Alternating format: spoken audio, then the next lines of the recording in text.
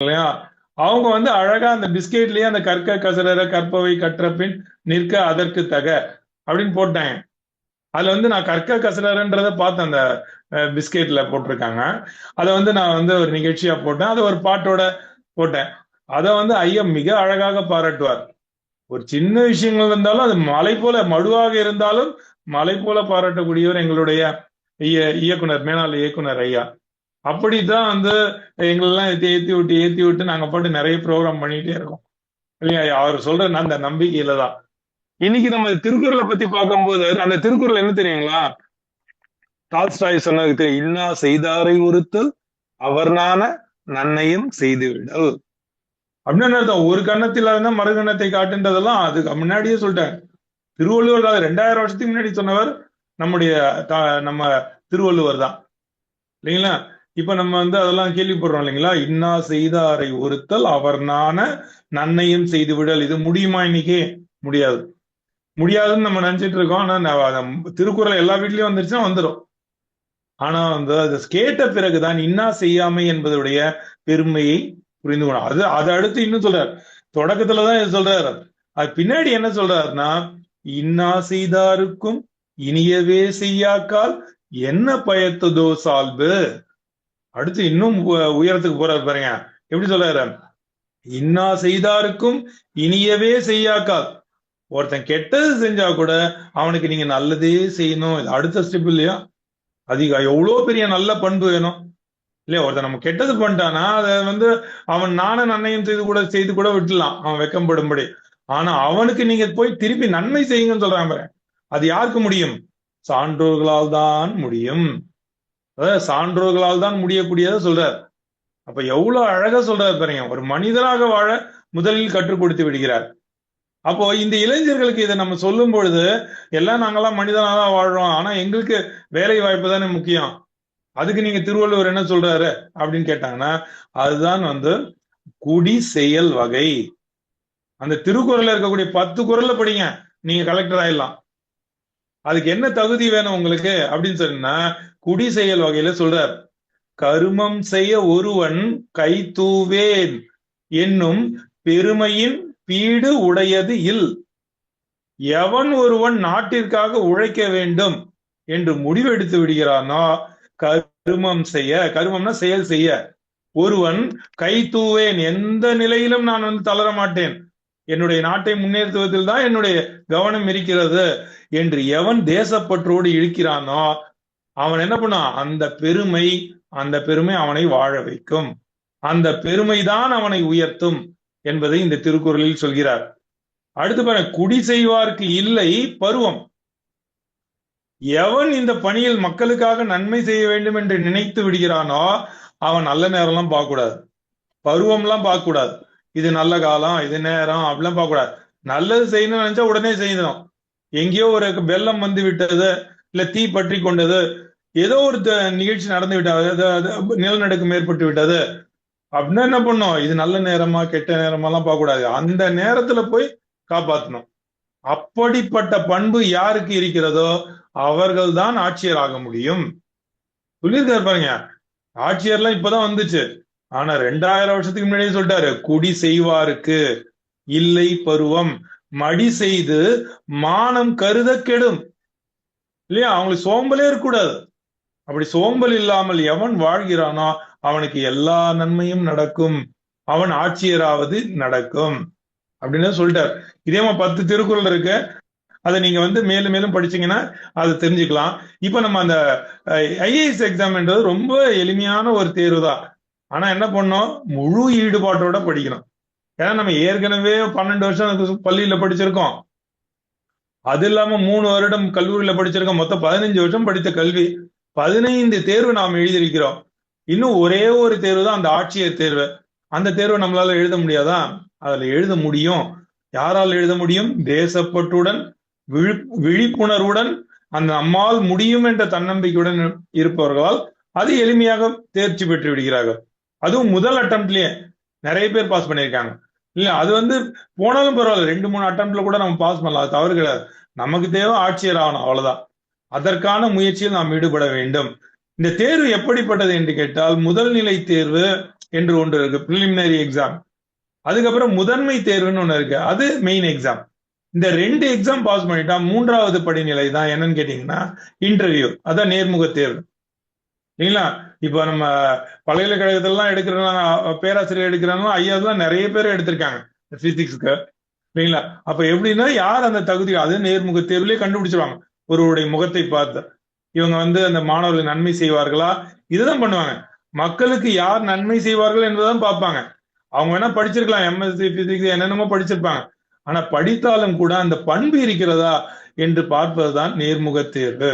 அதை எப்படி ஒரு கேள்வி கேட்கிறாங்களோ அதுக்கு எப்படி அவங்க பதில் சொல்றாங்க தெரிஞ்சிருக்கும். ஆனா சொல்லக்கூடிய முறைன்னு ஒண்ணு இருக்கு இல்லையா, அதையெல்லாம் பார்ப்பார்கள். மக்கள் இருக்காங்க, ஒரு பெரிய கூட்டம் இருக்கிறது, அதுல ஒரு கலெக்டர் எப்படி பேசணும் அப்படின்னு இருக்கு இல்லையா, அந்த தகுதி இருக்கிறதா என்பதை பார்ப்பதுதான் அந்த நேர்முக தேர்வு. இப்படி 3 நிலை. ஒண்ணு முதல் நிலை தேர்வு, இன்னொன்னு முதன்மை தேர்வு, இன்னொன்று நேர்முக தேர்வு.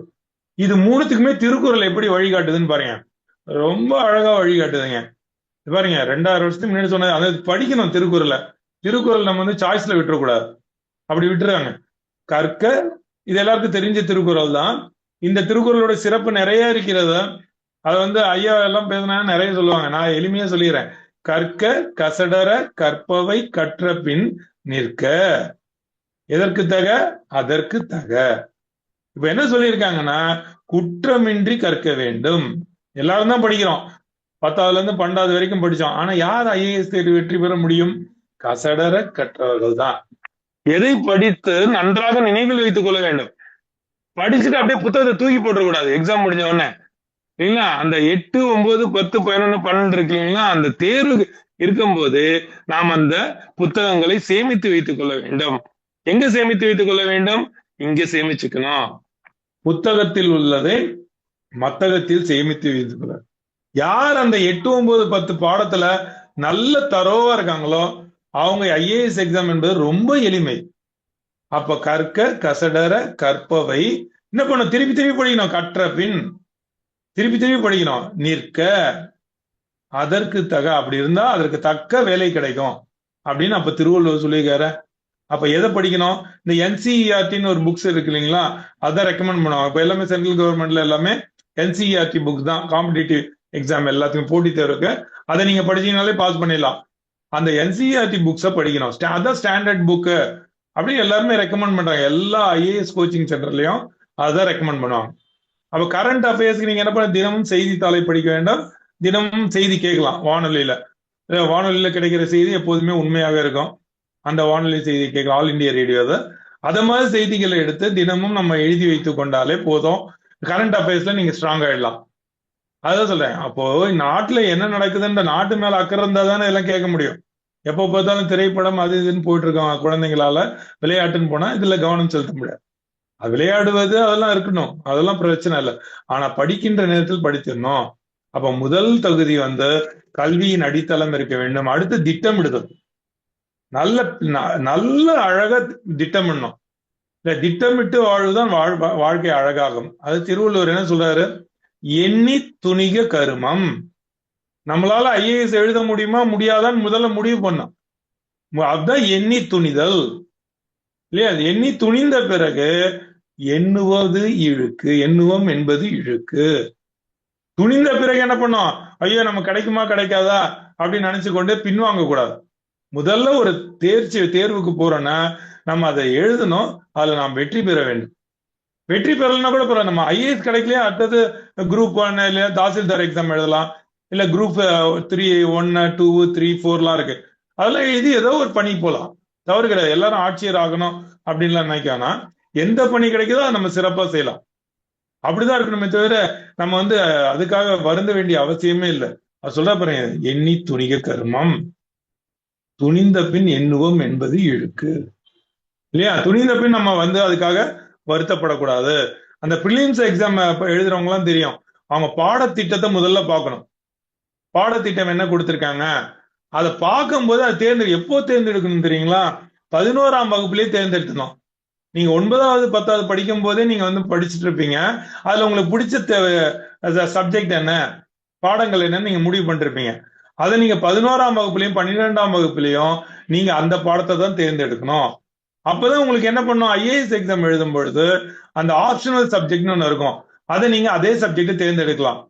நீங்க சயின்ஸ் படிச்சவங்களா இருக்கலாம், ஆர்ட்ஸ் படிச்சவங்களா இருக்கலாம், எம்பிபிஎஸ் படிச்சவங்களா இருக்கலாம், இன்ஜினியரிங் படிச்சவங்களா இருக்கலாம். எது படிச்சாலும் அந்த சப்ஜெக்ட் உங்களுக்கு ஆப்ஷனா இருக்கும்.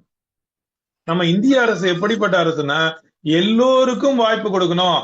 ஆர்ட்ஸ் படிச்சவங்க மட்டும்தான் இதுல பாஸ் பண்ணணும், சயின்ஸ் படிச்சவங்க மட்டும் தான் பாஸ் பண்ணணும், எம்பிபிஎஸ் படிச்சவங்க தான் பாஸ் பண்ணல, எல்லோருக்கும் வாய்ப்பு.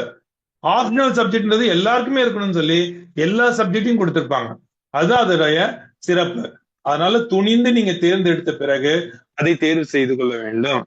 அடுத்து மூன்றாவது, நேர மேலாண்மைன்னு ஒண்ணு இருக்கு. நேரத்தை எப்படி நீங்கள் மேலாண்மை செய்ய வேண்டும், அது ரொம்ப அழகத்துல திருவள்ளுவர் என்ன சொல்லியிருக்காருன்னா, ஞாலம் கருதினும் கைகூடும், காலம் கருதி இடத்தால் செய்யின். எவ்வளவு அழகா சொல்லி கேட்பறேன். ஞாலம் கருதினும் கைகூடும். ஐஏஎஸ் எக்ஸாம்லாம் ஒண்ணும் இல்லைங்க, உலகத்தையே நீங்கள் உங்க கண்ட்ரோல்ல கொண்டு வந்துடலாம். ஞாலம் கருதினும் கைகூடும், காலம் கருதி இடத்தால் செய்யின் அப்படின்னு சொல்ற பாருங்க. நீங்க என்ன பண்ண, எந்த நேரத்துல எக்ஸாம் வருதோ, எந்த நேரத்துல எதை படிக்கணும், காலம் கருதி இடத்தால் செய்யின் அப்ளிகேஷன் போடணும். முதல்ல அப்ளிகேஷன் போடாம நம்ம ஐஏஎஸ் ஆகலாம் நினைக்க முடியாது இல்லையா. அந்த கரெக்டா அந்த செயல் செய்யணும். அந்த செயலை செய்து விட்டு உலகத்தையே நம்முடைய கண்ட்ரோல்ல கொண்டு வந்துடலாம். ஞாலம் கருதினும் கைகூடும், காலம் கருதி. இந்த திருக்குறளை படிச்சா உங்களுக்கு பாதி நம்பிக்கை வந்துடும் இல்லையா. அந்த எக்ஸாம் எத்தனை மணி நேரம் எழுத போறீங்க, பிரிலிமினரி எக்ஸாம் 2 மணி நேரம் தான். உங்க வாழ்க்கை தீர்மானிக்கக்கூடிய 2 மணி நேரம் தான். எத்தனை வினாக்கள், 100 வினாக்கள் தான். அப்ப எவ்வளவு எளிமையா எழுதிருவீங்க. அப்போ நேரம் உங்களுக்கு நிறைய இருக்கும், நீங்க நல்லா படிச்சிருந்தீங்கன்னா. அப்போ அந்த நேரத்தை சரியாக பயன்படுத்தி, சரியா ஒரு கேள்விக்கு எத்தனை மணி நேரம் அப்படின்னு சொல்லி 3 வகையா பிரிக்கணும். எப்படின்னு கேட்டீங்கன்னா, முதல்ல உங்களுக்கு தெரிஞ்ச ஆன்சர் எல்லாம் டக்கு டக்குன்னு டிக் போட்டே வந்துடணும் அந்த கொஸ்டின் பேப்பர்லயே இல்லையா. தெரிஞ்சதெல்லாம் டிக் பண்ணிட்டு அதெல்லாம் ஷேட் பண்ணிடணும் இல்லையா. ஷேட் பண்ணி அந்த கருப்பு மயில ஷேட் பண்ணி வச்சிடணும். அப்புறம் 2வது ரவுண்டு படிக்கணும். முதல் ரவுண்டு 200 கொஸ்டின் 100 கொஸ்டினை படிச்சிருங்க. 2வது ரவுண்ட் அந்த 100 கொஸ்டினை படிக்கும் போது கொஞ்சம் டவுட்ஃபுல்லா இருக்கு இல்லைங்களா, கணக்கு போட்டு பார்க்கறது, அது மாதிரி போட்டு பார்த்து தெளிவடைறதுலாம் நல்லா தெரிஞ்சா மட்டும்தான் அதை 2வது ரவுண்ட் புரியும். 3வது ரவுண்ட் கடினமான இருக்கு, அது நம்ம குழப்பறாம இருக்குன்னா அதை 3வது ரவுண்ட்ல ஃபில்அப் பண்ணும். இப்படி அந்த 3 ரவுண்ட் பார்க்கறதுக்கு தான் அவ்வளவு நேரம் நமக்கு இருக்கு.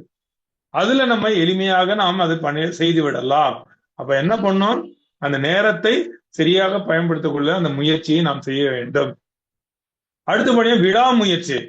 இப்ப நம்ம ஏற்கனவே சொல்லிக்கலாம், நேர மேலாண்மை சொல்லிட்டோம், திட்டமிடல் சொல்லிட்டோம். இப்ப அடுத்தது விடாமுயற்சி. அது முதல் முறை எழுதும்போது எல்லாராலையும் பாஸ் பண்ண முடியும்னு சொல்ல முடியாது.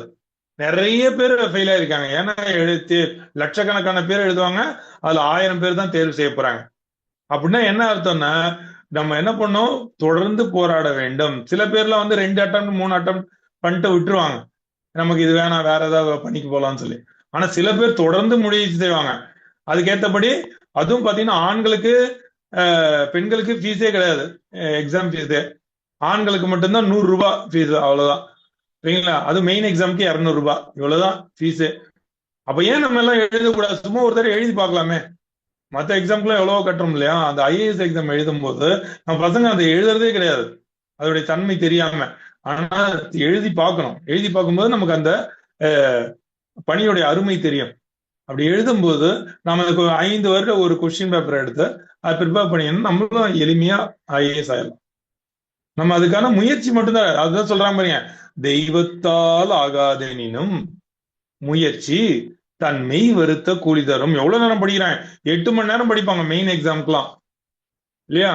அத பிலிமினரி எக்ஸாமுக்கு 1 மணி நேரம் 2 மணி நேரம் படிப்பாங்க. தொடக்கத்துல எத்தனாவதுல தொடங்கணும், 9ஆம் வகுப்புல. 9ஆம் வகுப்புலயே தொடங்கிட்டாங்க இப்பெல்லாம் இல்ல. 1 மணி நேரம் தொடங்கணும், அரை மணி நேரம்.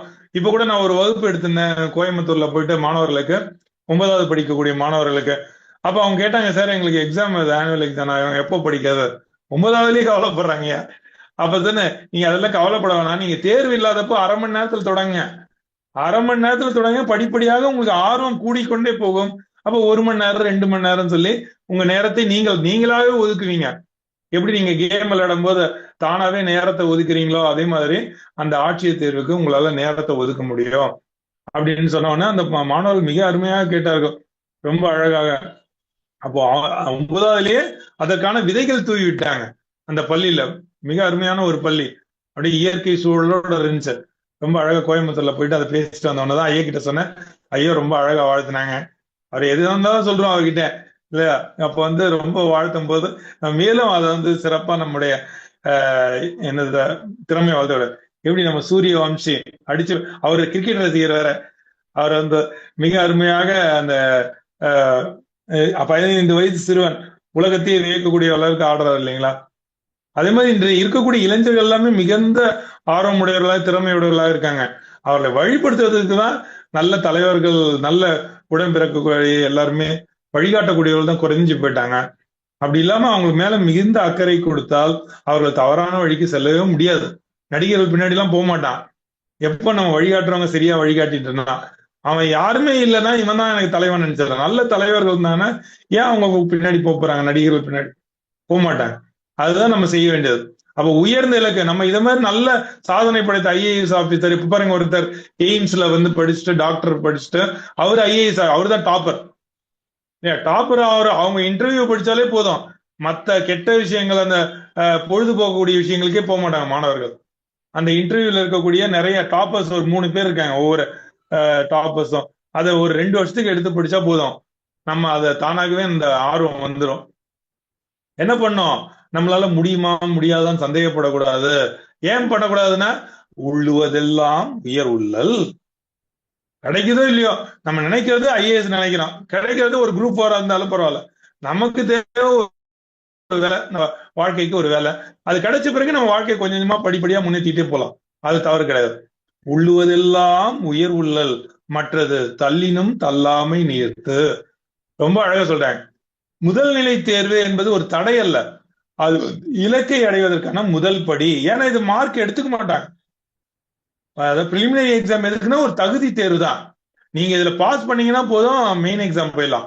மெயின் எக்ஸாம்ல நீங்க எவ்வளவு மார்க் வாங்குறீங்களோ அதுக்கேற்றபடிதான் உங்களுக்கு அந்த போஸ்டிங் போடுவாங்க. ஐஏஎஸ்ஆ, ஐபிஎஸ்ஆ, ஐஎஃப்எஸ்ஆ, பிபிஎஸ்ஆ, நிறைய போஸ்டிங் இருக்கு இல்லையா. அதுல வந்து உங்களை தகுதி போடுவாங்க. அதனால நம்ம என்ன பண்ணணும்னா, நம்ம முதல்நிலை தேர்வு அதனால சாதாரணமா எழுதலாமா அப்படி நினைக்க கூடாது. ஏன்னா அதுதானே தகுதி தேர்வு. தகுதி பெற்றால் தான் நீங்கள் அடுத்து முதன்மை தேர்வுக்கு போக முடியும். அதனால தகுதி தேர்விலிருந்தே உங்களுடைய ஐஏஎஸ் பயணத்தை நீங்க தொடங்கி விட வேண்டும். உறுதியான இலக்கு இருக்கணும். அந்த இலக்கை பத்தி திருவள்ளுவர் ஏதாவது சொல்றாரா அப்படின்னு கேட்டா ரொம்ப அழகா சொல்றார். இந்த ஒரு திருக்குறளையும் எண்ணத்தில் ஓடிக்கொண்டே இருக்க வேண்டும். எண்ணிய எண்ணியாங்கு எய்துவ. நீங்க நினைச்சிட்டீங்களா, அது கட்டாயமா நடக்கும். யாருக்கு? எண்ணியார் திண்ணியர் ஆகப்பெறின். நீங்க அதுக்கான நீங்க அதுவாகவே மாறிவிடணும். எப்படி ஒரு புழு இருக்கு, அந்த புழுவை வந்து குலவி கொட்டி கொட்டி அது புழு குலவியாகவே மாறணும். அது மாதிரி நம்ம ஐஏஎஸ் கூடயே பழகி பழகி பழகி பழகி அந்த புத்தகங்களோட பழகி பழகி நாமும் அந்த நிலைமைக்கு மாறிடுவோம் இல்லைங்களா. அதுதான் வந்து எண்ணியர் எண்ணியாங்க எய்துவ. எண்ணியது என்று நீங்க என்ன எண்ணுறீங்களோ அது வந்து நிச்சயமா நடக்கும். எண்ணம் தான் வாழ்க்கை. அது ரொம்ப சொல்லுவாரு அழகா இல்லையா. இதை விட அழகா எப்படி சொல்ல முடியும்? திண்ணியராக பெரிய நீங்க உறுதியா இருங்க. அதுக்கு என்ன பண்ணணும்? உறுதியான திட்டம், ஒழுங்கான உழைப்பு, தொடர்ச்சியான முயற்சி, இது இருந்தா போதும். தொடர்ச்சியான முயற்சி, அதுதான் பேர் கன்சிஸ்டன்சின்னு சொல்லுவாங்க இல்லையா. தொடர்ச்சியான முயற்சி, விழுந்துடக்கூடாது. நம்ம தோத்துருவோம். கான்பிடன்ஸை விட அதிகமானது தன்னம்பிக்கை தோற்கும் போது எது வருது? தொடர்ச்சியான முயற்சி தான் வெற்றி பெறும். அதனால தன்னம்பிக்கை சில நேரம் ஐயோ நான் என்னால முடியலையா அப்படின்னு நினைச்சலாம். ஆனா அதற்கான முயற்சி உங்களை எங்கேயோ கொண்டு போய் விட்டுரும் இல்லையா. இப்ப மெஸ்ஸி அடிச்சாரு பாருங்க ஒரு கோல், அவர் கையில பால் வரவே இல்லை. எல்லாரும் நினைச்சாங்க இவங்க தோத்தா நல்லா இருக்கும் அப்படின்னு. எதிர் அணி எல்லாம் நினைக்கிறது இயல்பு தானே. கிரவுண்ட்ல இருங்க அத்தனை பேரும் நினைச்சாங்க. அதே மாதிரி ஒருத்தர் கோல் அடிச்சாரு, பிளாக் பண்ணிட்டாங்க. அது தடுத்து அடுத்த ஒரு செகண்ட்ல மெஸ்ஸி அந்த பாலை வந்து கோல் போஸ்ட்ல தடுத்தாரு. ஒரே செகண்ட் தான் இல்லையா. அப்ப எவ்வளவு அழகான ஒரு விஷயம். அது வேற இன்னொரு இடத்துல பாத்தீங்கன்னா அந்த மெஸ்ஸி அடிக்கும் போது அந்த பால் ஸ்டேடியம் கிட்ட பால் வருது, அந்த கோட்டு கிட்ட, அதை தடுத்து ஹைட்டா அடிக்கிறாரு, உயரத்துக்கு அடிக்கிறாரு. அடிச்சுட்டு என்ன பண்றாரு, நம்மளா அந்த கோல் போஸ்ட தான் பார்ப்போம். ஆனா அவர் மக்கள் ஆடியன்ஸை பார்த்து 2 கையை தூக்குறாரு. இன்னும் பால் அப்பதான் உயரத்துல இருக்கு. ஆனா உயரத்துல இருக்கக்கூடிய பால கரெக்டா அந்த போஸ்ட் உள்ள போய் அந்த கோல் போஸ்ட் உள்ள போய் விழுது. ஆனா இவருக்கு எப்பயோ தெரியும் அந்த பாலை அடிக்கும் போதே ஒரு முடிவு பண்ணிட்டாரு, அது கரெக்டா போஸ்டுக்கு தான் போகுதுன்னு சொல்லி. அப்படி திரும்பி ஆடியன்ஸை பார்த்து இப்படி கை காட்டுறாரு. உடனே எல்லாரும் அது பால் போயிடுச்சா இல்லையான்னு இவருக்கு எப்படி தெரியும்னா மெஸ்ஸி மெஸ்ஸின்னு கத்துறாங்க. அந்த அளவிற்கு தன் மேல் உள்ள நம்பிக்கை இருக்கு இல்லையா, அதான் உலக பெரிய ஒரு கால்பந்து விளையாட்டு வீரராக இருக்க. நாமும் வந்து நம்முடைய பயணத்துல அதே மாதிரிதான் இருக்கணும். அப்படி இருந்தாதான் நம்மளால அந்த அதே போல நாம் உழைக்கும் போது நம்மளால அதை சாதிக்க முடியும். அதுதான் அந்த நிகழ்ச்சியில பார்க்கலாம் இல்லைங்களா. அதான் எண்ணியர் எண்ணியாங்கு எய்துவ எண்ணியார் திண்ணியர் ஆகப்பெறின் அப்படின்னு சொல்றாங்க. அடுத்தது பாருங்க, அந்த சொல்லிட்டோமா. அடுத்து ரெண்டாவது தேர்வு இருக்கு, அந்த பிலிம்ஸ்லயே ரெண்டாவது தேர்வு இருக்கு. Civil service aptitude test. இந்த டெஸ்ட் ரொம்ப மாணவர்கள் பயப்படவே வேணாம். ஏன்னு கேட்டா இதுல 66 மார்க் எடுத்தா போதும். 200க்கு 66ன்றது ரொம்ப பெரிய விஷயம். நான் மாணவர்கள் அதான் கேட்டேன், 9வது படிக்கிற பசங்க நீங்க எவ்வளவு பர்சன்டேஜ், எல்லாம் 80-90ன்றாங்க. 80% 90%. அப்ப நீங்க இதுல 33% எடுத்தா போதும். 66 மார்க் எடுத்தா நீங்க பாஸ் பண்ணா போதும். அது தகுதி தேர்வுக்கு நீங்க பிரிலிம் எக்ஸாம் பாஸ் பண்றீங்க. அதுக்கு வந்து 66 மார்க் தான். ஆனா அது எவ்வளவு கடினமா இருக்கும் பாருங்க. ஏன்னா 2075 மார்க்ல நீங்க எவ்வளவு எடுக்கணும், 1000 மார்க் எடுத்தாலே நீங்க டாப்பரே 1000 மார்க் தான் எடுக்கிறாரு. அப்ப எவ்வளவு கடினமா இருக்கும் பாருங்க அந்த எக்ஸாம். இல்ல அந்த தேர்வுன்றது அவ்வளவு கடினமான தேர்வு.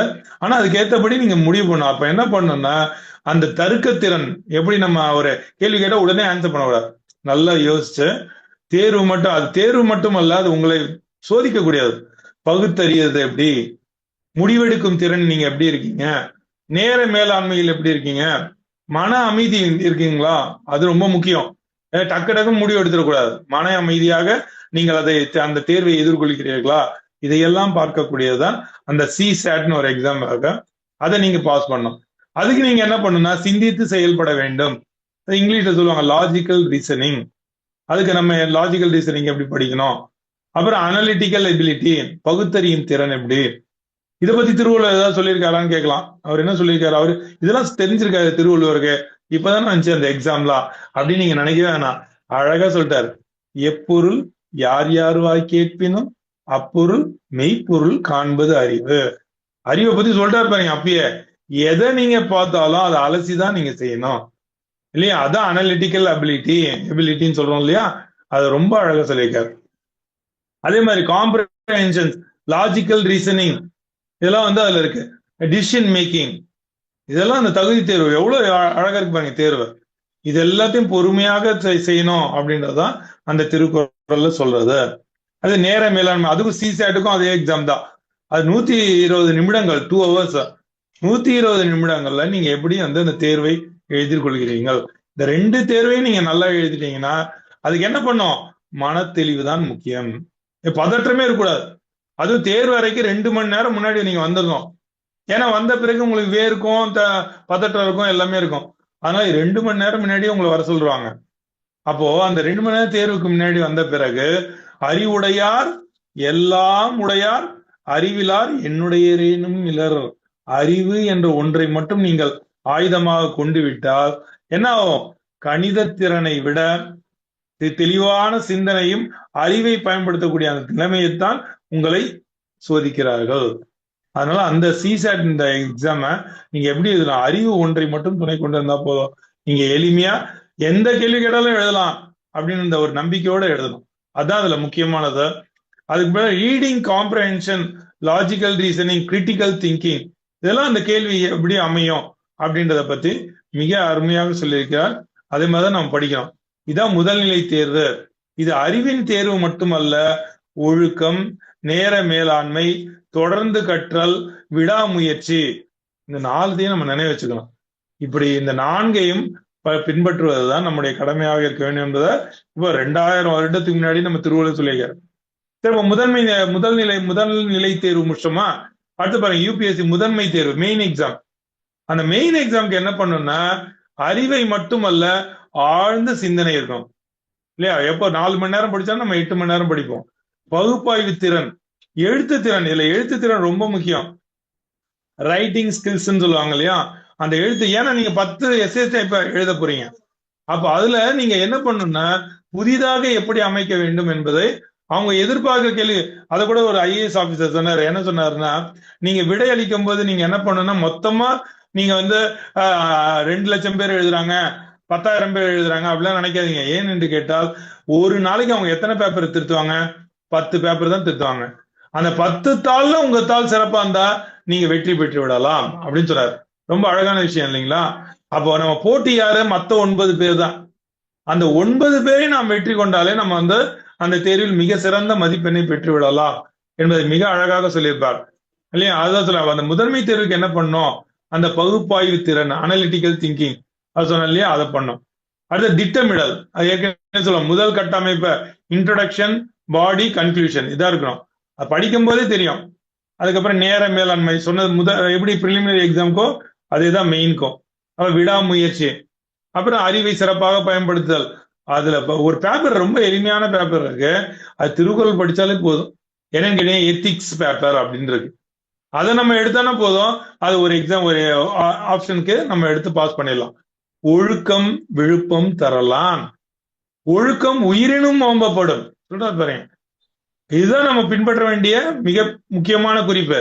இந்த ஒரு திருக்குறள் நம்ம படிச்சாலே நம்ம வாழ்க்கையில என்னெல்லாம் நடக்குது, அந்த 3 பேப்பர் இருக்கு, எத்திக்ஸ், இன்டெகிரிட்டி, ஆப்டிடியூட், இது 3மே தொடுவதை போல அந்த ஒன்றை நாம் சப்ஜெக்டை நம்ம தேர்ந்தெடும். இதுல பெரிய விஷயம் எதுன்னா, நம்ம ஆப்ஷனை தேர்ந்தெடுக்கிறது தான். அதில் அது எது உங்களுக்கு எளிமையானதோ, நீங்க படித்ததை நீங்கள் தேர்ந்தெடுக்க வேண்டும் என்ற அவசியம் இல்லை. எது உங்களுக்கு பிடித்ததோ, இதுல நான் நல்லா திறமையா இருக்கேன், எப்படி நம்ம அந்த கலைவாணி அம்மா சொன்னாங்க பாருங்க, நான் புள்ளியியல் தான் படிச்சிருக்கேன், ஆனா எனக்கு தமிழின் மீது ஆர்வம் அதிகம் சொன்னாங்க இல்லையா? அதே போலதான் மிக அழகாக அதே மாதிரி நம்ம எதுல ஆர்வம் இருக்கோ அதை நம்ம தேர்ந்தெடுத்துக்கணும். அப்ப நமக்கு அந்த எக்ஸாம் எளிமையா. அது வேற லாங்குவேஜ் பேப்பர் 300 மார்க் இருக்கு, அது நம்ம எளிமையா பாஸ் பண்ணலாம். தமிழ் நீங்க என்ன லாங்குவேஜ் வேணாலும் தேர்ந்தெடுக்கலாம். தமிழை தேர்ந்தெடுக்க நிறைய பேர் தேர்ச்சி பெற்றிருக்கிறார்கள், ஏன்னா நம்ம தமிழகன்றதுனால இல்லையா? அதுல ஒரு ஐஏஎஸ் ஆபீசர் இருக்காரு, பாலகிருஷ்ணன் ஐயா, நம்ம இதுலயும் இருக்காங்க, நம்ம இப்போ இணைப்புலயும் இருக்காரு. அதே பேர்ல அவர் பாலகிருஷ்ணன் ஐஏஎஸ் தான், மிகப்பெரிய சாதனை படைத்தவர். அவர் வந்து காமராஜர் காலத்துல இருந்தவர் இல்லையா? அந்த பாலகிருஷ்ணன் ஐயா சின்ன குழந்தையில இருக்கும்போது எப்படி எங்க இயக்குனர் மாதிரி அவர் வந்து நல்லா பேச விடுற மாதிரி அதே மாதிரி பேச விட்டாங்க அந்த குழந்தைய, சின்ன பையனை. சின்ன பையன் மேடையில வெளுத்து வாங்குறான் இல்லையா? காமராஜரை பத்தி புகழ்ந்து தள்ளுறான். காமராஜர் வந்த பிறகுதான் கருப்பு காந்தி அவர் வந்து இவ்வளவு நல்லது பண்ணாரு, கல்விக்கூடங்களை திறந்தார் இல்லையா? 19 லட்சம் இருந்தக்கூடிய குழந்தைகளை 40 லட்சமாக மாற்றினார் காமராஜர். அவர் கல்வி கண் திறந்தவர், படிக்காத மேதை, அப்படி இப்படின்னு சொல்றேன். படிக்காத மேதை எல்லாம் சொல்றாரு, ஆனா அவர் நிறைய படிச்சிருக்காரு.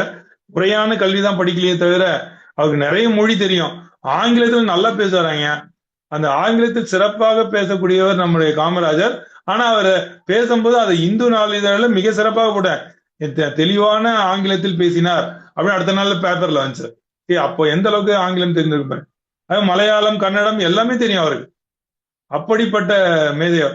அவரை பத்தி பெருமையா பேசுறாரு இந்த பாலகிருஷ்ணன் ஒருத்தர்.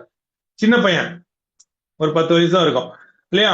அவர் வந்து மேல இருக்கக்கூடிய விமானத்தை பார்த்து அப்படியே பார்த்து வியந்து பார்ப்பாராம். இந்த குழந்தையில எல்லா குழந்தைங்களும் அப்படித்தானே பார்க்கும். அப்படிப்பட்ட பாலகிருஷ்ணனை கூப்பிட்டாரு. யாராவது மேடையில பேசிட்டு இருக்காரு, அந்த தம்பியை கூப்பிடு அப்படின்னாராம். அந்த தம்பியை கூப்பிட்டா, ஏன்பா நீ படிக்கிற வேலையை விட்டு இந்த மாதிரி ஏன் அரசியல் மேடைக்கெல்லாம் வர? எந்த தலைவர் அப்படி சொல்லுவார் நினைச்சு பாருங்க. இப்ப எங்க ஐயா அடுத்த வாரம் காமராஜரை பத்தி பேச வச்சிருவாரு எடுத்தாலும் இல்லையா? அப்ப வந்து அந்த அந்த பாலகிருஷ்ணன் அவரை கூப்பிட்டு என்ன பண்றாரு, நீ வந்து சின்ன பையன், படிக்கிற பள்ளிக்கு தான் போகணுமே தவிர இது மாதிரி அரசியல் பக்கம் தலையை காட்டக்கூடாது, புரியுதா? போ அப்படின்னாரு. இல்லைங்கய்யா, நாங்க வந்து அரசியல் ரொம்ப பிடிக்குங்கய்யா, ஏன்னா நீங்களே இவ்வளவு செய்யறீங்க, அதனால உங்க கட்சியில உங்களோட இருப்பாங்கய்யா. அப்போ மத்தவங்களா இருந்தா என்ன பண்ணுவாங்க, சரி வா நம்ம கட்சிக்கு வா, போஸ்டர் ஓட்டு அப்படின்னு சொல்லியிருப்பாங்க. ஆனா காமராஜர் அப்படி சொல்ல, நம்பா நான் இவ்வளவு சாதனை பண்றேன்னு சொல்றேன் இல்லையா? மதிய உணவு திட்டம் போடுறேன், பள்ளி கட்டி கொடுக்குறேன், அணை கட்டி கொடுக்குறேன், நிறைய அணை, தண்ணி வளம், விவசாய பாசன வசதி செஞ்சு கொடுக்குறேன், எல்லாம் என் மக்களுக்காக செய்யறேன், நான் பாராட்டுறேன் அப்படிலாம் நீ பேசணும் இல்லையா? அதெல்லாம் யாரால நினைச்சிட்டு இருக்க? என்னால இல்லப்பா, ஐஏஎஸ் ஆலதான். இந்த ஆட்சியர்கள் எனக்கு வந்து சொல்றதுனாலதான் என்னால இதெல்லாம் செய்ய முடியுதே தவிர நானே எல்லாத்தையும் செய்ய முடியாதுப்பா அப்படின்னு சொன்னார். அதனால நீ ஆட்சியர் ஆகணும்னு சொன்னார். பாருங்க எவ்வளவு அழகா ஒரு குழந்தைய வந்து வழிபடுத்துறது என்பது அவருக்கு ஆட்சியர் பணிக்கு வழிபடுத்தியிருக்காரு பாருங்களேன். அதுதான் நாம் தெரிந்து கொள்ள வேண்டியது. அவனை அனுப்பிட்ட அப்புறம் தான், ஆனா அவருக்கு தெரியும் இல்லையா, இவர் எவ்வளவு பெரிய மேதைன்னு உலகத்துக்கே தெரியும். யாருக்கு? முக்கியமா நேருக்கு தெரியும். நேரு என்ன பண்ணிட்டாருன்னா, அங்க சீனாக்காரன் வந்து அருணாச்சல பிரதேசத்தை புடிச்சிட்டான். நிறைய இடத்த புடிச்சிட்டான். 18,000 ஏக்கர் ஏதோ ஒரு ஏக்கரை புடிச்சிட்டான். ஏக்கரை பிடிச்ச பிறகு இவர் ஆயுதம் வந்து நேரு கிட்ட நிறைய ஆயுதம் வேணும். அப்போ அமெரிக்கா கிட்ட போய் கேக்குறாங்க, எங்களுக்கு ஆயுதம் கொடுங்க, நாங்க வந்து சீனாவை எதிர்த்து போர் செய்யணும் அப்படின்னு கேட்டப்போ, அவனுக்கு என்ன பண்ணிட்டானே அமெரிக்காக்காரன், எப்போதும் இந்தியா வளர்றத பெரும்பாலும் நாடுகள் பிடிக்காது, அதெல்லாம் மீறி தான் நம்ம வளரணும். அப்போ என்ன பண்ணிட்டாரு, என்ன பண்றதுன்னு தெரியாம விழிச்சிட்டு இருந்தாரு. யாரு? கேம்பிரிட்ஜ்ல படிச்ச நேரு, ஜவஹர்லால் நேரு அவர்கள், பிரைம் மினிஸ்டர். அப்போ எல்லா கூடியிருக்கக்கூடிய எல்லா மேதைகளையும் கேட்கறாங்க, கூடியிருக்கக்கூடிய அந்த அமைச்சர்கள், பெரிய பெரிய ஆபீசர் அதிகாரிகள்லாம். அப்ப அவங்க எல்லாம் என்ன செய்யணும்னு தெரியல. அப்ப கடைசியா காமராஜர் கிட்ட வர்றாரு. காமராஜர் கிட்ட கேட்கிறாரு என்ன பண்ணலாம்னு சொல்லி. ரொம்ப எளிமையா சொன்னாரு, அங்க அமெரிக்காக்கான கம்பெனி ஏதாவது இங்க இருக்கா அப்படின்னு கேட்டாரு. ஆமா, இங்க இருக்கு, அமெரிக்கன் எக்ஸ்பிரஸ் பேங்க் இருக்கு அப்படின்னு சொன்னாரு. அப்படியா, அந்த பேங்க் மூடுங்க, சீல் வைங்க அப்படின்னாரு. ஓகே, சீல் வைக்கிறோம் உடனே அந்த உடனே வந்து அமெரிக்கால இருந்து ஆயுதங்கள் வந்தது. அப்ப எவ்வளவு அழகாக ஒரு பிரச்சனையை தேர்வு செய்த. ஆனா மாணவர்களிடம் பேசும்போது கல்விதான் முக்கியம் என்று சொன்னார் இல்லைங்களா? அதுதான் அதுதான் ஒரு ஆட்சியர் ஆவதற்கு என்ன வழி என்பது. ஏன்னா அவங்களால தான் சாதிக்க முடியும். அப்படி நாம் சொல்லிக் கொடுக்க வேண்டும் என்பதை நாம் இந்த ஆட்சியருடைய பெருமையை நம்ம தெரிஞ்சுக்கலாம். அப்ப இந்த எக்ஸாம்ல நம்ம என்ன பார்க்கணும்னா, இப்போ இதுல வந்து நெகட்டிவ் மார்க்கிங் இருக்கு. நெகட்டிவ் மார்க்கிங் தெரிந்தால் விடையளிக்க வேண்டும் இல்லையா? எண்ணி துணிக கருமம் சொன்னார் இல்லையா? அப்போ தெரிந்த விடைகளை மட்டும்தான் நாம் எழுத வேண்டும். தெரியாத விடைகளை தொடவே கூடாது. ஏன்னா தொட்ட என்ன ஆகும்? மைனஸ் மார்க் வந்துடும். 33%, 0.33 அப்படின்னு என்ன அர்த்தம்? ஒரு கேள்விக்கு 33, 2 மார்க் ஒரு கேள்விக்குன்னா 60.66 போடும். அப்புறம் 2.5 அப்படின்னு மார்க்ஸ் இருந்துச்சுன்னா அதுக்கு 8.82 மார்க்ஸ் போயிடும். அப்போ ஒவ்வொன்றுத்துக்கும் ஒவ்வொரு பர்சன்டேஜ் தான். அப்ப நம்ம ஒரு கேள்விக்கு எத்தனை மார்க்னு பார்த்தா அந்த நெகட்டிவ் மார்க்ஸ் வராம பார்த்துட்டாலே நம்ம நல்ல ஸ்கோர் பண்ண முடியும். அது வந்து நம்ம தெரிஞ்சுக்கணும். அதுக்காக தான் எண்ணி துணிக கர்மம் இல்லையா? கெஸ் எல்லாம் பண்ணக்கூடாது. எக்ஸாம்ல வந்து கெஸ் பண்றதுன்றது கூடவே கூடாது. நல்லா தெரிஞ்சா வேணா கெஸ் பண்ணலாமே தவிர எண்ணி துணிக என்ற ஒரு சொல்லை நாம் நினைவில் வைத்திருந்தாலே நாம் சரிங்களா? ஆமா. அப்ப என்ன ஆச்சுன்னா, இப்ப பாருங்க, இப்ப ஜெனரல் ஸ்டடீஸ்க்கு 200 மார்க், சிசாட்டுக்கு 200 மார்க், டோட்டல் 400 மார்க் தான். பிரிலிமினரி எக்ஸாமுக்கு 400 மார்க். அப்போ மெயின் எக்ஸாமினேஷனுக்கு என்ன மார்க்னா அதுதான் வந்து பாருங்க, லாங்குவேஜ் பேப்பர் 2 இருக்கு, தமிழ், இங்கிலீஷ். இங்கிலீஷ் கட்டாயம் படிச்சாகணும், இங்கிலீஷ் நல்லா தெரிஞ்சா போதும். அது முதல் பேப்பர் வந்து நம்ம தமிழ், தாய்மொழி. தாய்மொழி நமக்கு தமிழ், யாருக்கு எது வேணுமோ எடுத்துக்கலாம். அதுக்கு 300 மதிப்பெண் கொடுக்குறாங்க. அந்த மதிப்பெண் தகுதி தேர்வு தான், குவாலிஃபையிங் எக்ஸாம் தான். அதை முடிச்சிட்டோம்னா மீதி வந்து ஒரு 7 எக்ஸாம் இருக்கு. அதுல வந்து 250 மதிப்பெண் ஒன்னொன்னுத்துக்கும். அப்ப மொத்தம் 1750 மதிப்பெண் இருக்கு மெயின் எக்ஸாம். மெயின் எக்ஸாமுக்கு 1750. அந்த 1750யும் இன்டர்வியூக்கு 275 மதிப்பெண், மொத்தம் 2025 மதிப்பெண் இருக்கு. இந்த 2025 மதிப்பெண்ல நம்ம எவ்வளவு எடுக்கிறோமோ அதுதான் நம்ம ரேங்க். ரொம்ப எளிமையா இருக்கு இல்லைங்களா? அதுல என்ன பண்ணும், ஆப்ஷனல் சப்ஜெக்ட் 2 இருக்கு. அப்புறம் ஜெனரல் ஸ்டடிஸ் தான் மற்றது எல்லாமே. 4 பேப்பர் வந்து ஜெனரல் ஸ்டடிஸ் இல்லையா? 1 எஸ்ஏ இல்ல, அப்புறம் 2 வந்து ஆப்ஷன். அவ்வளவுதான் விஷயம். இந்த தேர்வுகளை நாம் எடுத்துக்கொண்டோம். முந்திலாம் வந்து சனி ஞாயிறு, அடுத்த சனி ஞாயிறுன்னு வச்சாங்க. இப்ப அப்படிலாம் இல்ல, கண்டினியூஸா வச்சிடறாங்க இந்த 2026ல. அதனால நம்ம ஒரு 5 நாள் நம்ம தேர்வு எழுதுனா நம்ம எளிமையாக தேர்ச்சி பெற்று விடலாம். ஆனா அதற்கான முயற்சி மிக அருமையான முயற்சி இல்லையா? நம்ம அப்துல் கலாம் சொல்றாரு இல்லையா, ட்ரீம் ட்ரீம் ட்ரீம் அப்படின்னு சொல்லுவாரு இல்லையா? நீங்க எல்லாம் கனவு காணுங்கள் அப்படி சொல்லுவாரு. Dreams transform into the thoughts and thoughts result in the action அப்படின்னு சொல்லுவாரு. எது நாம் யோசிக்கிறோமோ அதுதான் நம்ம கனவு. எப்படி இருக்கணும்? உங்களை தூங்க விடாத அளவிற்கு ஒரு கனவு இருக்க வேண்டும் அப்படின்னு சொல்லுவாங்க இல்லையா? அத மாதிரி நம்ம வாழ்க்கையை நாம் அமைத்துக் கொள்ள வேண்டும் இல்லையா? Not planning is the planning for the failure இல்லையா? திட்டமிடாததான் தோல்விக்கு திட்டமிடுவது இல்லையா? அதனால நம்ம திட்டத்தை மட்டும் ஒழுங்காக வகுத்து கொண்டால் போதும், நாம் ஐஏஎஸ் மாணவர்களா நம்ம வழிகாட்ட முடியும். எல்லாருமே அந்த கனவு இருக்கும். நம்ம திட்டம் போது கூட என்ன, நீ என்ன பெரிய கலெக்டரா அப்படின்னு கேட்போம்ல. அது மாதிரி நம்ம வந்து அந்த நல்ல உயர்ந்த பணிக்கு நாம் வழிகாட்டும் போது இந்த திருவள்ளுவருக்குரிய உயர்ந்த சிந்தனை, திட்டமிடுதல், ஒழுக்கம், விடாமுயற்சி, இந்த நெறிகளை எல்லாம் நாம் பின்படுத்தி வாழ்ந்தாலே நம் வாழ்க்கை மிக ரொம்ப அழகாக இருக்கும். அறிவுடையார் எல்லாம் உடையார் இல்லையா? எல்லாம் உடையார்னா என்ன வரும்? புகழ், பதவி, செல்வம் எல்லாமே நம்மளை தேடி ஓடி வரும். எதெல்லாம் நம்மளை விட்டு ஓடிவிடும்? வறுமை, வெறுமை, சிறுமை எல்லாம் நம்மளை விட்டு ஓடிவிடும் இல்லையா? அது கூட சொல்லும் போது சொல்லுவார் திருவள்ளுவர், ரொம்ப அழகா சொல்லுவார். என்ன சொல்லுவாரு? தோன்றின் புகழோடு தோன்றுக, அஃதிலார் தோன்றலின் தோன்றாமை நன்று. நீங்க நல்ல உங்க உங்க அம்மா அப்பா உங்களை நல்லா வளர்த்துருக்காங்க. நீங்க எதுக்கு வீணான விஷயங்களுக்கு எல்லாம் போறீங்க? நல்ல விஷயத்துல போட்டிக்கு போங்க. அதுல வெற்றி பெற்றாலும் பரவாயில்ல, தோல்வியாளர். ஆனால் எந்த இடத்தில் நீங்கள் இருந்தாலும் புகழோடு இருக்க வேண்டும். யார் இந்த பையன் அப்படின்னு கேட்கணும். இவங்க அம்மா அப்பா இவங்களுடைய பையன் அப்படின்னு சொல்லும் போது அது ஒரு பெருமை. அந்த காலத்துல கல்யாணத்துக்கு கூட்டு போகும்போது அப்படிதான். வீட்டுல இருக்கக்கூடிய எல்லாரையும் குழந்தைங்களும் கூட்டு போவாங்க. இவர் இந்த பேரன் யாரு, இவருடைய பேரன் அப்படின்னு சொல்லும்போது அவரா அப்படின்னு சொல்லி அந்த பேரனை பத்தி தெரிஞ்சுப்பாங்க இல்லையா? அப்படிதான் அறிமுகப்படுத்துவாங்க. இப்ப இருக்கக்கூடிய குழந்தைங்களை அப்படி அறிமுகப்படுத்ததே இல்லை இல்லையா? நம்ம குழந்தைங்க எப்ப பார்த்தாலும் போனை வச்சுட்டே இருந்தா யாரு தெரியும்? அந்த காலத்துல குழந்தைகள் நல்ல அழகா ஓடி விளையாடும் போது யார் குழந்தை அப்படின்னு கேட்பாங்க. அப்ப அது சொல்லும் போது சொல்ல முடியும். அப்ப எந்த இடத்தில் தோன்றினாலும் அவர்கள் பண்பை வைத்து அவர்கள் அடையாளம் கண்டு கொள்ளலாம். அதான் தோன்றின் புகழோடு தோன்றுதல் இல்லையா? எப்படி தோன்றும் பிறக்கும் போதே புகழோட ஒருத்தன் வர முடியுமா? ஒரு குழந்தை பிறக்கும் போது அரசு வீட்டுல நல்ல பணக்கார வீட்டுல பிறந்தா பரவாயில்ல, ஒரு அமைச்சர் ஒரு உயர்ந்த இடத்துல பிறந்தா அவங்க புகழோடு பிறக்கலாம். ஆனா எளிமையான வீட்டில் பிறந்தா அந்த குழந்தை பிறக்கும் போதே புகழோடு தோன்ற முடியுமா என்று கேட்க மாட்டார். திருவள்ளுவர் எப்போதுமே தப்பா சொல்ல மாட்டார். அப்ப என்ன சொல்ல வர்றாருன்னா, எங்கே நீங்கள் தோன்றுகிறீர்களோ அந்த இடத்துல நீங்கள் புகழோடு இருங்க இல்லையா? நம்ம கிரவுண்ட்ல இருந்தா அங்க நல்ல பிளேயரா இருக்கணும். பாதையில நடக்கிறோம்னா அங்க ஓரமா நடக்கணும். சாலையில போறோம்னா அதுக்கேற்ற ஒழுக்கங்களோட இருக்கணும் இல்லையா? எந்த இடத்தில் நாம் தோன்றுகிறோமோ அந்த இடத்தில் புகழோடு தோன்ற வேண்டும். அப்படி உங்களால முடியலையே அந்த இடத்துக்கு போகாதீங்க. மதிக்காத நம்ம என்ன கல்யாணத்துக்கு போனோம் அப்படின்னு ஆசை, என்ன மதிக்கவே இல்லை. மதிக்காததுக்கு நம்ம ஏன் போனோம்? போயிட்டு என்ன மதிக்கவே இல்லைன்னு சொல்றதுக்கு நீ போகாமலே இருக்கலாமே. இதுதான் நாம் புரிஞ்சுக்க வேண்டும். எந்த இடத்தில் நாம் தோன்றுகிறோமோ, படிக்கிற இடமோ அந்த இடத்துல படி, லைப்ரரி போகணுமோ அங்க படிக்கணும், விளையாட்டு கிளம்பணுமோ அங்க விளையாடணும் இல்லையா? அந்தந்த இடத்தில் நாம் சிறப்பாக இருக்க வேண்டும் என்பதை அவர் மிக அழகா சொல்லுவார்.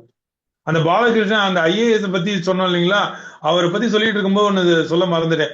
என்ன, அவர் விமானத்தை பார்த்து இருந்தார் இல்லையா? ஆனா அவர் பெரிய நாள் சிறந்த ஐஏஎஸ் ஆபீசரா விளங்கினாரு. எப்படி காமராஜருடைய அறிவுரை, அதான் பெரியவங்களுடைய வாழ்த்து நம்ம வாங்கணும்னு சொல்றாரு. பெரியவங்களுடைய வாழ்த்து பாருங்க. அந்த சின்ன பையனை என்ன வாக்கிச்சு? விமானத்தை வியந்து பார்த்த அந்த மாணவன் பின்னாலே என்ன பண்ண, ஜம்மு காஷ்மீருக்குல எலெக்ஷன் நடத்தணும்னு கூப்பிட்டாங்க. அவரை எப்படி கூப்பிட்டாங்கன்னா ஒரு தனி பிளைட் அமிச்சாங்க. அவருக்கு ஒரு தனி விமானத்தை அமைச்சு தனி விமானத்துல போனாரு. ஏன்னா ஜம்மு காஷ்மீர்ல தேர்தல் நடத்துறது என்பது ரொம்ப கடினமான ஒரு விஷயம். அதற்கு சிறந்த ஒரு ஐஏஎஸ் அதிகாரியாக இவர் போயிருக்கிறார் என்று சொன்னா, அது தமிழ் பிடிச்சவர், தமிழிலேயே ஆட்சியரானவர் அப்படின்னா எவ்வளவு பெரிய பெருமை இருக்கு பாருங்க. அதுதான் நல்லவர்களை நாம் சுற்றி இருக்க வேண்டும், நல்லவர்கள் வாழ்த்துப்படி நாம் செயல்பட வேண்டும். செயல்பட்டால் இந்த உலகத்தில் எல்லாமே எளிமையானதுதான். இப்ப பாருங்க, இப்ப அந்த கற்க கசடர் அந்த திருக்குறளை நம்ம எப்படி இந்த ஐஏஎஸ் பொருத்தி பார்க்கலாம்? கற்க, எதை கற்க வேண்டும்? முதல் நிலை தேர்வுக்கு கற்க. கசடர கற்க, எப்படி ஆழ்ந்து படிக்கணும்? முதன்மை தேர்வுக்கு ஆழ்ந்து படிக்க வேண்டும். கசடர கற்க. அப்ப முதல் நிலை தேர்வு பாஸ் பண்ணியாச்சு, கற்கல. கசடர கற்கல முதன்மை தேர்வு பாஸ் பண்ணியாச்சு. கற்பவை கற்க, எதை படிக்கணும்? Optional language. எதை நம்ம கற்பவை, நான் ஏற்கனவே பிடிச்ச சப்ஜெக்ட் தானே எனக்கு. அப்ப அந்த தேர்வு செய்த மொழி என்பது கற்பவை கற்க. அப்புறம் என்ன பண்ணும்? உங்களுக்கு லாங்குவேஜ் ஏற்கனவே நல்லா தெரியும். அப்ப கற்ற பின் கற்க. அப்ப அந்த மொழித்தாளை நீங்க எப்படி தேர்ந்தெடுக்கணும்னா, கற்ற பின்னே அதையே கற்க வேண்டும். அடுத்துதான் ரொம்ப அழகா நிற்க. நிற்கன்னு சொல்றாரு. அதான் இன்னும் இன்டர்வியூ, நேர்முக தேர்வுல நீங்க எப்படி நிக்கணும்? அங்க போனவொடனே எப்படி அப்படியே ரொம்ப பணிவா ரொம்ப குனிஞ்சு இருந்தாலும் உங்களை செலக்ட் பண்ண மாட்டாங்க. ரொம்ப தெனாவாட்டா இருந்தாலும், இன்னைக்கு யாரோ சுப்ரீம் கோர்ட்ல இந்த ஜட்ஜி முன்னாடி ஏதோ தாள தூக்கி போட்டாங்க ஒருத்தர். அப்ப எவ்வளவு பெரிய தவறு! அவ்வளோ படிச்ச அந்த வக்கீலுக்கு படிச்சவரை சுப்ரீம் கோர்ட் ஜட்ஜி பின்னாடி எப்படி பேசணும்னு தெரியாம அதிக பிரசங்கத்தனமா நடந்துட்டாரு. இதனால அவருடைய இதை கேன்சல் பண்றாங்க. அவரோட அத்தனை படிப்பு வீணாயிடும். அப்ப என்ன அர்த்தம்? பொறுமையா இருக்கணும் இல்லையா? சுப்ரீம் கோர்ட்ல ஜட்ஜோட பேசும்போது எப்படி பேசணும்? சாதா வக்கீல்களை, நம்ம சாலையில இருக்கக்கூடிய காவலர்களை அதிகமா பேசினாலே சாதியை பிடிங்கி வச்சிருவாங்க, இல்லாட்டி ஸ்டேஷனுக்கு வந்து வாங்கிக்கோங்கன்னு சொல்றாங்க. அப்ப அங்க போய் பேசும்போது எப்படி பேசணும்? அப்ப அதுக்குதான் அந்த பொறுமை இருக்கா என்பதுக்குதான் நேர்முக தேர்வு. அப்ப நிற்க, அப்படி நீங்கள் நின்றால் அதற்கு தகுந்த பணி கிடைக்கும், அதற்கு தக. எவ்வளவு அழகா சொல்லிருக்காரு, 2000 வருஷத்துக்கு முன்னாடி சொல்லிருக்காருங்க. அப்ப நீங்க என்ன பண்ணும் அப்படின்னு கேட்டா ரொம்ப எளிமையான ஒரு விஷயம் தான். இந்த அடுத்த திருக்குறள் சொல்ற பாருங்க, இதுக்கு என்ன நான் செய்யணும் அப்படின்னு கேட்டா 4 விஷயங்கள் நீங்க ஒழிக்கணும். என்ன விஷயம்? நெடுநீர், மறவி. நெடுநீர் இருக்கக்கூடாது. நெடுநீர்னா காலம் தாழ்த்துதல். காலம் தாழ்த்தவே கூடாது. எங்க ஐயா 6 மணிக்கு ரெடியா இருப்பார். யார் வந்தாலும் வராட்டியா அப்படியே தொடங்கி விட்டுறாரு இல்லையா? ஆனா எல்லாரும் வந்துருவாங்க அது சரியான நேரத்துல. இந்த லைன், இந்த இணைய பிரச்சனை தான் தவிர மற்றபடி இங்க இருக்கவங்க எல்லாருமே அந்த சரியான நேரத்தை பின்பற்றுவார்கள் தான் இல்லையா? அப்ப நெடுநீர் என்று சொன்னா காலம் தாழ்த்தாமல் இருத்தல். நம்ம இவர திருக்குறளுக்கு அருமையான உரை எழுதியவர் யாருன்னா பரிமேலழகர் தான். அவர் சொல்றாரு பாருங்க, நெடுநீர்னா என்னன்னு சொல்லி. நெடுநீர் என்று சொன்னால் விரைவாக முடிக்க வேண்டிய ஒரு விஷயத்தை காலம் தாழ்த்தக்கூடாது. காலம் தாழ்த்தலாம், எது காலம் தாழ்த்தணுமோ அது காலம் தாழ்த்தலாம். ஆனா விரைவாக முடிய வேண்டிய விஷயத்தை காலம் தாழ்த்தவே கூடாது. இந்த நேரத்தில் இதை முடிக்கணும் அப்படின்னா, எக்ஸாம் 3 மணி நேரம்னா 3 மணி நேரத்துல முடிக்கணும். இல்ல நான் பொறுமையா படிக்கலாம், பொறுமையா செய்யலாம்னு செய்யக்கூடாது. அப்போ விரைவாக செய்ய வேண்டிய வேலையை நீங்க விரைவாக தான் செய்யணும், பொறுமையாக செய்ய வேண்டிய வேலையை பொறுமையாக தான் செய்யணும் இல்லையா? அப்படிதான் நெடுநீர். மறவி, மறதி இருக்கக்கூடாது. மடி, சோம்பல். துயில், உறக்கம். இதுல ரொம்ப அழகா பரிமேலழகர் சொல்லியிருக்காரு. என்ன சொல்லியிருக்காருன்னா, இந்த 4 சொல்லியிருக்காரு இல்லைங்களா, இது யாருக்கும் உழைக்கிறவங்க யாருக்குமே இருக்காது. நெடுநீர், மறவி, மடி, துயில். இந்த 4 சொல்லிட்டு பரிமேலழகர் தவிர வேற யாரும் இப்படி சிந்திக்கவே முடியாது. என்ன சொல்றாரு தெரியுங்களா? இதுல மடி என்பது நடுவில் இடம்பெற்றிருக்கிறது. காரணம் என்ன என்று கேட்டால் அது செய்யுள் நோக்கின் காரணமாக வந்ததை தவிர அது எப்போது இடம்பெற வேண்டும்? முதலில் தான் இடம்பெற வேண்டும். சோம்பல் இருந்தா மத்த 3 தானா வந்துடும். சோம்பல் என்ற ஒன்று இருந்தால் நாளைக்கு பார்த்துக்கலாம் அப்படின்னு சொல்லுவான். மறதி தானா வந்துடும். தூக்கம் அதை விட பாஸ்டா வரும் இல்லைங்களா? இந்த 3மே வர்றதுக்கு காரணம் என்ன? சோம்பல் தான். சோம்பலை உடைத்தால் என்ன ஆகும்னு கேட்டீங்கன்னா உறக்கம் போயிடும் இல்லையா? மறதி வராது, நாளைக்கு பண்ணிக்கலான்றது வரவே வராது இல்ல. நாளைக்கு ஐயா பேச சொல்றாங்க அப்படின்னா அந்த நினைவு நம்ம இருக்கும் எப்பொழுதுமே.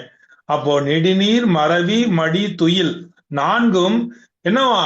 கெடுநீரார் காமக்கலன். காமம் என்று சொன்னால் விருப்பம் என்று பொருள் இல்லையா? அதுல ஒரு சுகம் இருக்கு இல்லையா? சுகம் இருந்தால் அவங்க விரும்பி ஏறக்கூடிய கப்பல் ஆகும். அந்த கப்பல்ல நம்ம எப்படி விரும்பி ஏறுவோமோ அத மாதிரி இந்த 4ம் நம்ம இந்த 4 தகுதியும் வந்துடும். யாருக்கு? கெட வேண்டும் என்ற இயல்பு உடையவர்களுக்கு. ரொம்ப அழகா சொல்ல போறீங்க. காமக்களை விரும்பி எப்படி அந்த ஆமைய அந்த தட்டியில போட்டு தண்ணியில போட்டு ஆமையை சுட வைப்பாங்க, வேக வைப்பாங்க.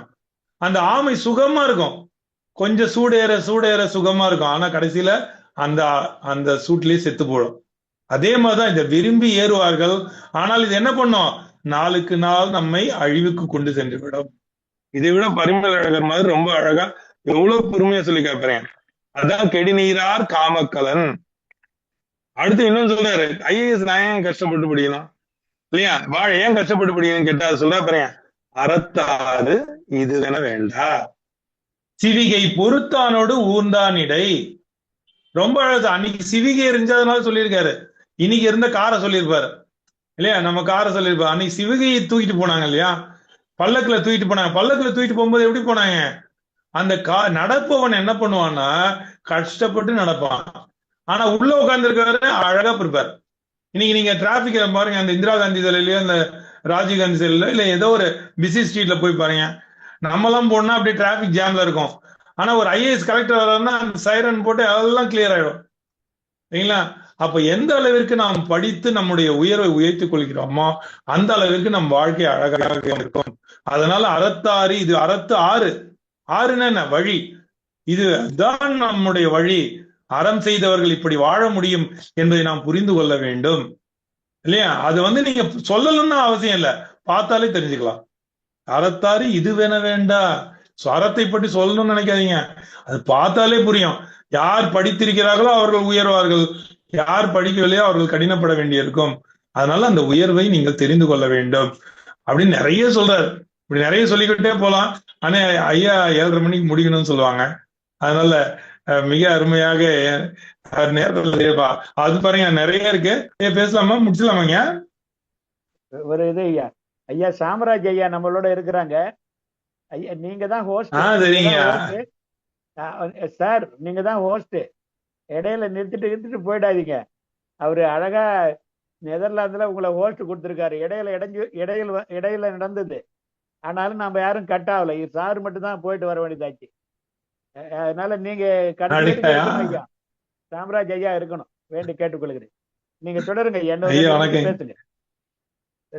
சரிங்க. அதாங்க, ராஜாவே நம்ம கூட இருக்காருங்க. ஐயா, ஆமா அவருடைய மகன் அரசனுங்க. ஆமா ஆமா. அவரை பார்த்தேங்க அன்னைக்கு. மணியரசு ரொம்ப மணியரசு. அழகா அது சொல்லும் போது அப்படி அவை அறிதல்னு ஒண்ணு இருக்குங்க. நம்ம அவை அறிதல், அப்ப எப்படி வந்து அவையில நம்ம பேசணும் அப்படின்ற அந்த 10 திருக்குறளை படித்தாலே போதும். நாம் எப்படி நேர்முக தேர்வுல நம்ம எப்படி சொல்லலாம் இல்லையா? அப்படி எப்படி ஒரு சொற்களை பேச வேண்டும், அப்படி சொற்களை எல்லாம் நம்ம பேசும்போது யோசிச்சு பேசணும், எப்படி நம்ம பேசணும்ன்றத பத்தி எல்லாம் ரொம்ப அழகா ஒரே ஒரு எடுத்துக்காட்டோட சொல்லிடுறேங்க. எப்படி நம்ம நேர்முக தேர்வு, அதுல ஒரே ஒரு எக்ஸாம்பிள் சொல்லியிருக்காங்க. நிறைய கேள்வி, ஒவ்வொரு ஐஏஎஸ் ஆபீசருக்கும் ஒவ்வொரு கேள்வி கேட்பாங்க. அப்போ ஒரே ஒரு நிகழ்ச்சி என்ன கேட்டாங்கன்னா, இப்ப நீங்க மாவட்ட ஆட்சியரா இருக்கீங்க. அப்ப நீங்க இருக்கும்போது ஒரு நிவாரண பொருள், இது கூட ஒரு பெருமையான விஷயம். என்ன நம்ம குழந்தைகளை நம்பி ஒரு 1000 ரூபாய் கொடுத்தாலும் நம்ம பயப்படுவோம். ஏன்னா வந்து அங்க எங்கேயோ குழந்தை கீழே போட்டுற போது அப்படின்னு நம்ம நினைப்போம். ஆனா அந்த ஒரு திருமண நடத்தில கூட ஒரு தாத்தா தான் அந்த பெட்டியை வச்சிருப்பாரு.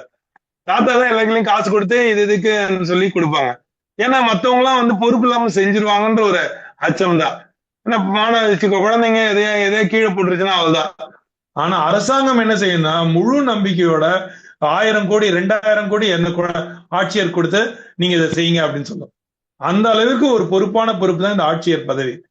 அப்ப அந்த ஆட்சியர் பதவியில இருக்கும்போது டிஸ்ட்ரிக்ட் கலெக்டர் கூப்பிட்டு என்ன சொல்லுவாருன்னா, டிஸ்ட்ரிக்ட் கலெக்டர் வந்து நிவாரண பொருட்கள் ஒரு 10,000 கோடி கொடுத்திருக்காங்க, எல்லாரும் கொடுங்கன்னு சொல்லி, அந்த நேரத்தில் ஒரு அரசியல்வாதி வந்து இவங்களுக்கு கொடுங்க, தன்னுடைய ஆதரவை கொடுங்கன்னா நீங்க என்ன செய்வீங்க அப்படின்னு ஒரு கேள்வி கேட்டாங்க.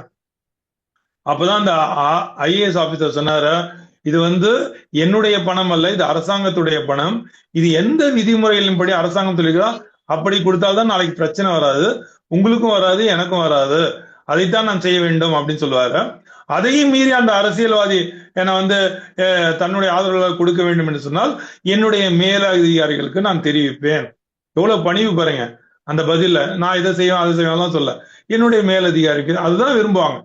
அப்ப அவர்கள் எதிர்பார்ப்பது என்ன? நேர்மை, சட்டத்தின் ஆட்சி, மக்கள் எப்படி பதில் சொல்றாங்க, எல்லாத்துக்கும் கடைசியில வருவது அந்த ஒழுக்கம் விழுப்பம் தரலான், ஒழுக்கம் உயிரினும் ஓம்பப்படும் என்பதுதான். அப்படி நாம் வாழ்ந்தால் நம்முடைய நேர்முக தேர்வை மிக எளிமையாக அணுகலாம், வெற்றி பெறலாம். அதுக்கு நம்முடைய திறமையை வளர்த்துக் கொள்ளலாம். 7:30 ஆயிடுச்சு. ஐயா நிறுத்த சொல்றது முன்னாடி நிறுத்திடுவோம். நன்றி, வணக்கங்க.